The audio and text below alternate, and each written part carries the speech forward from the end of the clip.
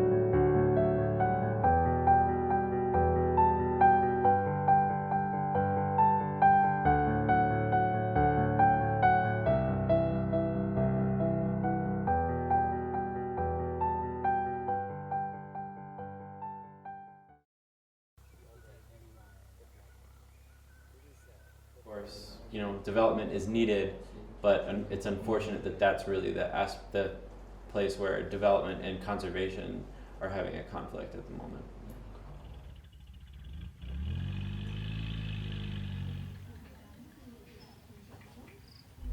Since these critically endangered species has a very, very small population, and it's very fragmented, which means that they're not very connected together. So you'll have these individuals that aren't really breeding because they're not really met together. So this is a very difficult for recovery from the species at such a low numbers, which is why we do captive breeding program.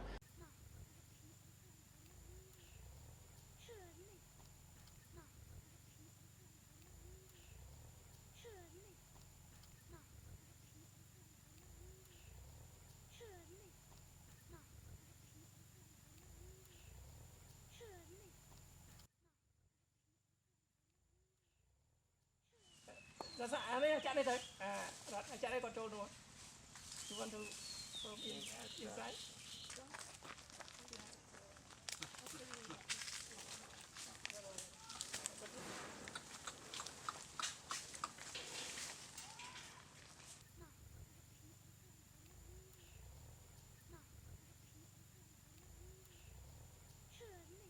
In order to see the effects of this, it takes a while because crocodiles don't start breeding at the earliest until they're about 8 years old. So their populations and their breeding populations are they're stable, but they're still very low.